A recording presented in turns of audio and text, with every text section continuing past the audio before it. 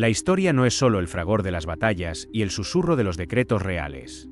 Tras el magnífico escenario de las grandes épocas se esconde el drama más eterno y doloroso, el drama del corazón humano, donde el amor y la traición se entrelazan en una maraña inextricable.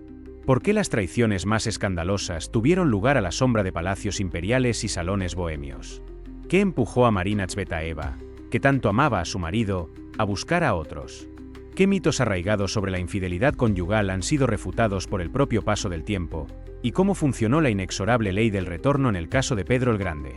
Ni siquiera las más grandes historias de amor estuvieron a salvo de los embates del destino, y las primeras bellezas de sus épocas a menudo se convirtieron en las mujeres más desdichadas. Ni siquiera 8 hijos y un matrimonio aparentemente ideal por amor pudieron proteger a la emperatriz rusa de la traición. Una de las figuras más poderosas y encantadoras de la historia de la humanidad fue, sin duda, Napoleón Bonaparte. Innumerables mujeres se enamoraron perdidamente de él, pero él mismo estaba perdidamente enamorado de una sola. El romance entre Napoleón y Josefina aún se considera una de las historias de amor más grandiosas, pero en ella había demasiado margen para la traición. El joven y ambicioso general Napoleón Bonaparte se casó con una mujer 6 años mayor que él, tuvo 2 hijos de su primer matrimonio, y tras ella corrieron toda una serie de rumores poco apropiados para una dama respetable. Sin embargo, esto no detuvo en absoluto al futuro emperador. En 1796 se casaron, y para ello, el novio oficialmente le añadió 1 año y medio de edad, mientras que la novia, por el contrario, parecía hasta 4 años más joven. Tan solo 2 días después, el joven esposo partió hacia Italia con las tropas, mientras Josefina permanecía en París. Los historiadores creen que el estado de Napoleón en ese momento podría describirse como una locura amorosa. Le escribió un sinfín de cartas apasionadas, llenas de amor devorador y melancolía. Mi querida Josefina, lejos de ti el mundo entero me parece un desierto en el que estoy solo. No solo has conquistado mi alma, eres mi único pensamiento. Vivir por Josefina es la historia de mi vida. Ella, a su vez, lo engañó a diestro y siniestro. Napoleón, al oír rumores sobre sus aventuras, intentó echarla de casa en varias ocasiones, pero siempre la perdonó. Sin embargo, con el tiempo, los roles en esta familia cambiaron drásticamente. Ahora Josefina adoraba a su esposo, y él, alcanzado la cima del poder, alardeaba constantemente de sus victorias amorosas, sin importarle en absoluto sus sentimientos tardíos. Una de las damas cercanas a Josefina recordó: en cuanto tuvo una nueva amante, se volvió grosero, agresivo y simplemente despiadado con su esposa. No dudó en contarle sobre el nuevo romance y se sorprendió terriblemente de que ella no aprobara tal entretenimiento, que, según él, le era útil. Cuando Madame Bonaparte llora y se queja, él se abalanza sobre ella con tales insultos, lo cual no puedo reproducir. Siendo ya emperador de Francia, tomó la decisión final del divorcio. Al firmar los papeles, según testigos presenciales, Napoleón no pudo contener las lágrimas. Y después de un tiempo, ya casado por segunda vez, volvió a escribirle cartas, y ella le correspondía con amor mutuo. Josefina incluso quiso exiliarse con él en la isla de Elba, pero le fue denegada. Las últimas palabras de Josefina en su lecho de muerte fueron el nombre de su exmarido. Pero su nombre fue lo último que pronunció en vida el gran hombre de aquella época. Se acepta generalmente que si alguien está a salvo de la traición, son las mujeres reconocidamente bellas e inteligentes, de quienes los maridos se desviven y simplemente no se atreven a mirar hacia otro lado. Sin embargo, la historia demuestra que este es un error profundo. Ni la belleza, ni la inteligencia, ni las multitudes de amantes pueden servir como protección contra la traición. La hija de un famoso actor del siglo XIX, Avdotia Panaeva, fue considerada una de las más destacadas bellezas de su siglo. No llegó a ser actriz, aunque se graduó de una escuela de teatro, pero decidió casarse con el escritor y periodista Iván Panaev. Avdotia se convirtió en la anfitriona del salón literario más popular y en un referente reconocido de belleza. Muchos la amaban, incluyendo a Dostoyevsky y Turgeniev, e incluso el propio Alejandro Dumas mencionó su extraordinaria belleza en sus memorias sobre un viaje a Rusia, siendo un gran experto en la materia. Sin embargo, la conmovió la amargura de la traición. Su esposo, Iván Panaev, en los primeros meses después de la boda perdió por completo el interés por su joven esposa, y se divertía constantemente. Según sus contemporáneos, era un hombre vacío, amante del entretenimiento y las diversiones, un impostor por naturaleza y un raro cazador de fresas. Pero lo que más la disgustaba era el hermoso Avdotia, no eran las aventuras de su esposo, sino su absoluta e impensable indiferencia hacia ella, que incluso daba pie a un coqueteo inequívoco. Parte de los visitantes del salón constantemente le confesaban su amor, pero Avdotia se mantenía firme. Uno de sus admiradores más fervientes era el joven poeta Nekrasov, de 22 años. Él ardía de amor, pero ella permanecía indiferente. Intentó asombrar su imaginación con sus locuras, y poco a poco un sentimiento recíproco comenzó a surgir en el corazón de Panaeva. 3 años después, cedió a la presión del poeta. Pero lo que sucedió después fue comentado por la alta sociedad durante más de un año. Nekrasov no separó a Avdotia de la familia, sino que se instaló con ella y su esposo.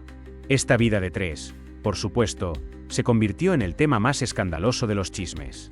Cabe destacar que el esposo recibía la apariencia de su amante con la misma imperturbable indiferencia. Kornei Chukovsky diría más tarde sobre él: solo su divina frivolidad le ayudó a desempeñar durante tantos años este papel insoportable, que almas más profundas no habrían soportado ni una hora, su santo. El vacío lo salvó, sobre lo cual Belinsky dijo que es inconmensurable por cualquier instrumento. Pero mientras la sociedad se hundía en chismes, Ivan Panayev y Nekrasov trabajaban juntos en la revista Sovremennik. Los escándalos y las escenas de celos en esta extraña unión, paradójicamente, no fueron provocados por la esposa legal a la que engañaban, sino por el amante de Nekrasov. 15 años de relación con el poeta se convirtieron en una verdadera tortura para la bella Avdotia. Él era un hipocondríaco emocional, terriblemente celoso y a menudo la insultaba públicamente. Y luego se enfrió hacia Avdotia y también comenzó a engañarla. Cuando su esposo murió, Avdotia dejó a Nekrasov y pronto se volvió a casar con Apollón Golobachev, quien era 11 años menor que ella. La bella dio a luz a su hija con él, y, según sus amigos, finalmente se hizo realidad. Ahora soy feliz. Tras la ruptura, Nekrasov salió con diferentes mujeres e incluso se casó con la sencilla Fekla, pero Avdotia Panaeva siguió siendo su musa y el amor de su vida, a quien dedicó sus mejores poemas de amor. La historia de Pedro también da que pensar. Fue el primero en pasar a la historia como el Grande. Al principio, como señalaron sus contemporáneos, el zar mantuvo una relación muy cálida con la zarina Evdokia Lopukina, quien, según se sabe, era de una belleza extraordinaria. Pero parece que la hija del boyardo no correspondía a su ideal de mujer. A Pedro le gustaban las personas sencillas, fuertes, bebedoras y temperamentales. Empezó a engañar a su esposa con una extranjera, la hija del vinicultor Anna Mons. El enviado danés Georg Grunt escribió que el zar pasaba mucho tiempo en la campiña alemana, y su esposa le contó sin miedo que allí se entregaba al libertinaje, lo cual se repetía con frecuencia y crueldad. Al parecer, la zarina Evdokia era muy celosa e incluso tiró el regalo del zar, alegando que no necesitaba los regalos de este libertino alemán y que prefería desperdiciarlo todo. Pero fue inútil. El enviado francés a la corte rusa observó que Pedro, sin duda, tenía la intención de casarse con su amante, Anna Mons. Por ella, tonsuró a su legítima esposa en un monasterio y la privó de su pensión por obstinación. Sin embargo, la ley de la justa retribución también se aplicaba al poderoso emperador. La reina Kukui, como llamaba despectivamente el pueblo a Anna Mons, no amaba al zar ni le era fiel. Pedro el Grande se enteró de la traición tarde y por accidente. Un día, el enviado sajón se ahogó en un estanque, y entre sus pertenencias encontraron cartas de amor de Anna Mons, en las que confesaba que su amor por el zar la agobiaba profundamente y que soñaba con casarse y abandonar Rusia para siempre. Las cartas también revelaron que Ana tenía un hijo de un sajón. Al enterarse de la traición, Pedro rompió relaciones con ella, pero al parecer no pudo borrar para siempre la belleza de su corazón. Después de 3 años, la perdonó. Pero ella se enamoró de nuevo y pidió permiso para casarse, esta vez con el enviado prusiano Georg Johann von Keyserling. Al principio, esto enfureció al rey, pero luego transformó su ira en compasión e incluso les permitió casarse. Sin embargo, parece que el destino mismo destinó a la familia Mons a desempeñar un papel fatal en la vida de Pedro. La segunda vez, la suerte de un cornudo lo alcanzó más tarde, en 1724, y esta vez la causa fue el hermano de Ana, Guillermo. La hija de un campesino, Marta Skabronskaya, fue criada por Pedro desde la base y lo convirtió primero en su esposa de hecho y luego en su esposa oficial, la emperatriz Catalina Alexeyevna. Su combativa novia no tenía nada en contra de sus numerosos amoríos e incluso escribía sobre ellos con soltura. Era simplemente la encarnación del ideal de Pedro, sencilla, fuerte, no rechazaba una copa. Al final, el autócrata ruso decidió convertir a la sirvienta de ayer en su heredera al trono. Y entonces, de repente, descubrió que ella lo engañaba con el hermano de la mismísima Anna Mons. Gracias al apoyo de su hermana, se convirtió en el ayuda de cámara de la emperatriz Catalina Alexeyevna. El apuesto joven acompañó a la recién nombrada reina en todas sus campañas y viajes, incluyendo Europa y la campaña persa. Los cortesanos habían debatido durante mucho tiempo que la emperatriz y su asistente estaban vinculados por algo más que una simple relación laboral, pero Pedro se enteró muy tarde. Sin embargo, los historiadores no tienen pruebas directas de que mantuvieran una relación íntima. Guillermo Mons fue ejecutado, y el emperador llevó a su esposa infiel al cadalso, donde su cuerpo fue exhibido a la vista de todos. Dicen que no se movió ni un solo músculo de su rostro. Se desconoce si la ley del retorno o la maldición de la primera esposa de Pedro, Evdokia Lopukina, intervino en este caso. Pero Pedro pagó con creces el sufrimiento de su esposa abandonada. La siguiente historia demuestra que ni casarse por amor ni tener hijos pueden salvar un matrimonio. Desde su juventud, el emperador Alejandro II se distinguió por su carácter romántico y se convirtió en uno de los pocos príncipes coronados que tuvieron la suerte de casarse por amor. A los 20 años, se enamoró a primera vista de la futura emperatriz María Alexandrovna. Le llevó mucho tiempo convencer a sus padres para que dieran su consentimiento al matrimonio. Sin embargo, la novia se ganó rápidamente el corazón de todos los rusos que tuvieron la oportunidad de conocerla. Parecía un matrimonio ideal. Los esposos se amaban sinceramente. Durante sus 18 años de matrimonio, María dio a luz a 8 hijos para el emperador Alejandro. No interfirió en los asuntos de Estado, poseía una buena educación, entendía de música y literatura, y prestó gran atención a la crianza de sus hijos. Sin embargo, su último embarazo fue tan difícil que los médicos prohibieron estrictamente a la emperatriz mantener relaciones íntimas. Y tras 20 años de feliz matrimonio, su relación se enfrió. Según los rumores, Alejandro Nikolaevich tuvo muchas amantes. En sus memorias, el historiador y filósofo Boris Chicherin escribió: «No te rindas». Bajo la influencia de los hombres, Alejandro II sentía una inusual debilidad por las mujeres. En presencia de ellas, se transformaba por completo. Pero estos fugaces romances no conmovieron al emperador, hasta que conoció a la princesa Ekaterina Dolgorukova. Comenzaron un apasionado romance. La corte, que adoraba a la emperatriz, y los hijos de Alejandro II quedaron conmocionados. El anciano emperador instaló a Ekaterina Dolgorukova en el Palacio de Invierno, muy cerca de su esposa legal, justo encima de sus aposentos privados, a los que conducía un ascensor especial desde sus habitaciones. La esposa fingió que Dolgorukova no existía en la vida de su esposo. Ni una sola mala palabra se les dijo a los niños, ni sobre su padre ni sobre su amante. Solo una vez la emperatriz pronunció estas palabras: «Perdono los insultos que me infligieron como emperatriz, pero no puedo perdonar el tormento causado a mi esposa».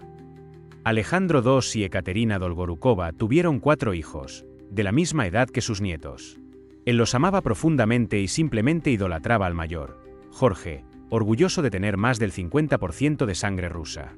Pero la amante del zar no era, por decirlo suavemente, muy favorecida en la corte.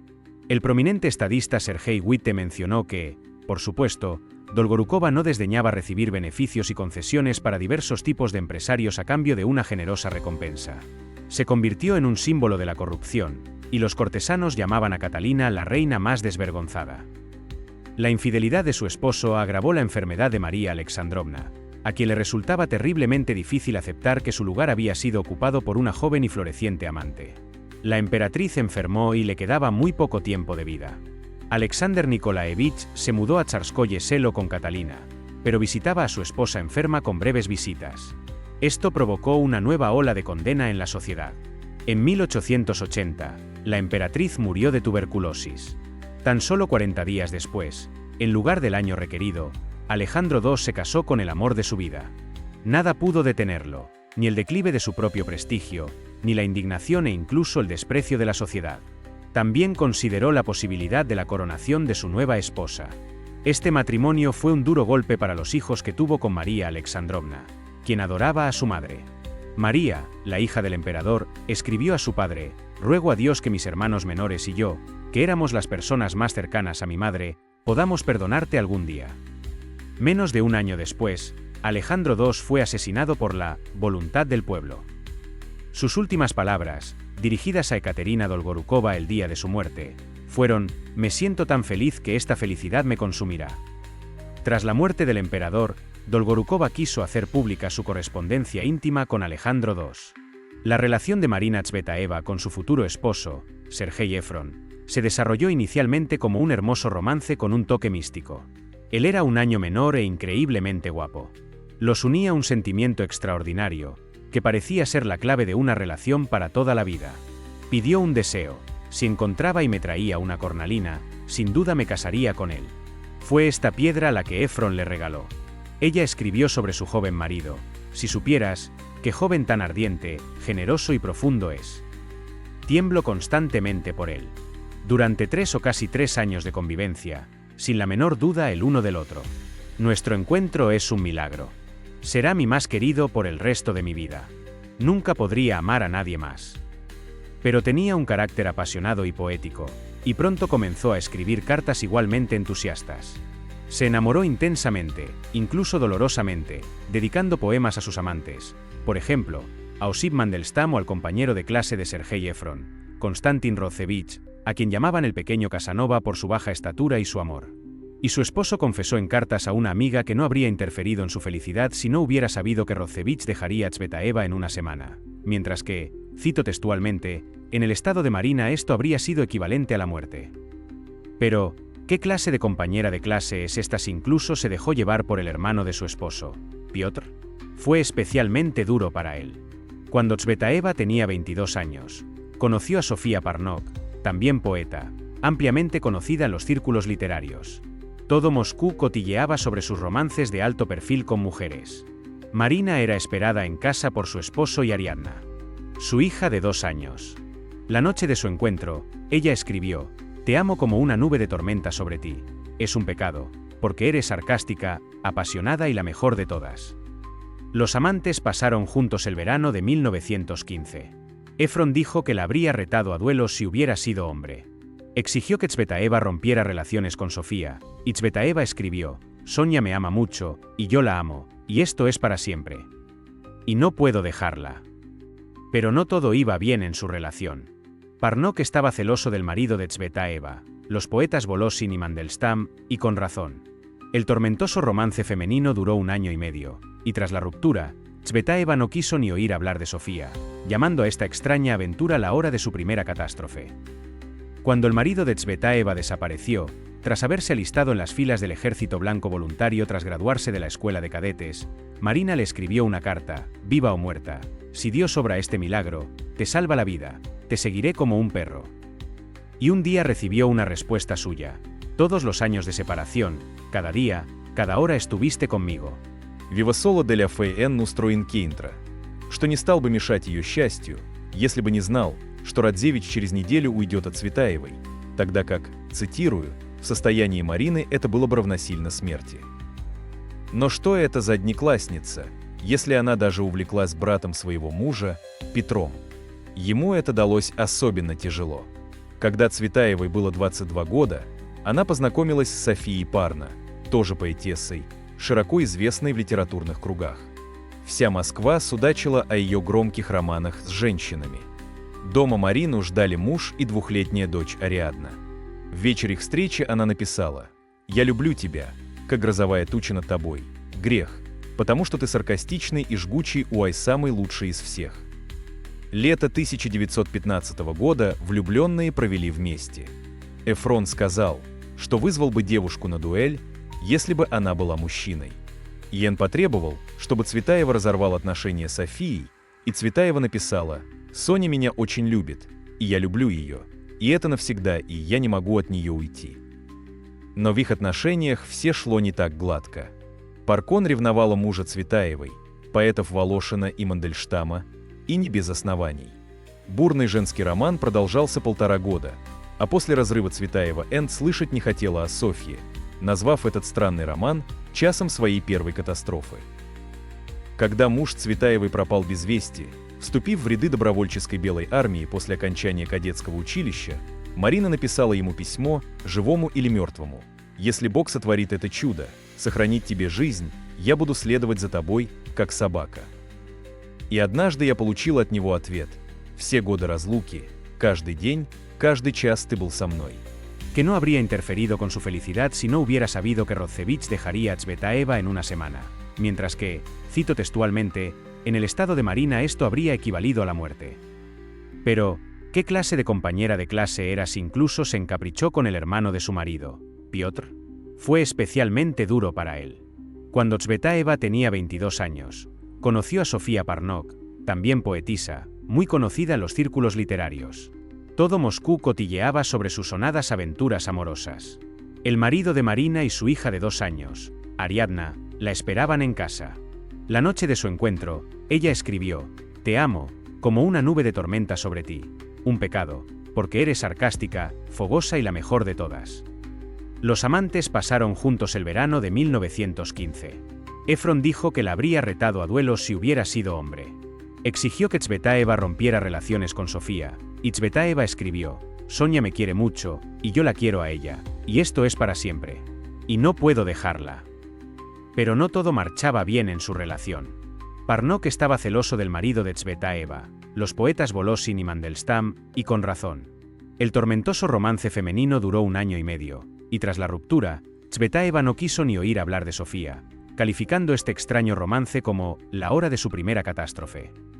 Cuando el marido de Tsvetaeva desapareció, tras haberse alistado en las filas del Ejército Blanco voluntario tras graduarse de la escuela de cadetes, Marina le escribió una carta: «Viva o muerta, si Dios obra este milagro, si te salva la vida, te seguiré como un perro». Y un día recibió una respuesta suya: «Todos los años de separación, cada día, cada hora estuviste conmigo. Vivo solo de la fe en nuestro encuentro». Tras unirse al Ejército Blanco voluntario tras graduarse de la escuela de cadetes, Marina le escribió una carta: «Viva o muerta, si Dios obra este milagro, si te salva la vida, te seguiré como un perro». Y un día recibí una respuesta suya: «Todos los años de separación, cada día, cada hora estuviste conmigo. Vivo solo de la fe en nuestro encuentro». Tras unirse al Ejército Blanco voluntario tras graduarse de la escuela de cadetes, Marina le escribió una carta: «Viva o muerta, si Dios obra este milagro, si te salva la vida, te seguiré como un perro». Y un día recibí una respuesta suya: «Todos los años de separación, cada día, cada hora estuviste conmigo. Vivo solo de la fe en nuestro encuentro».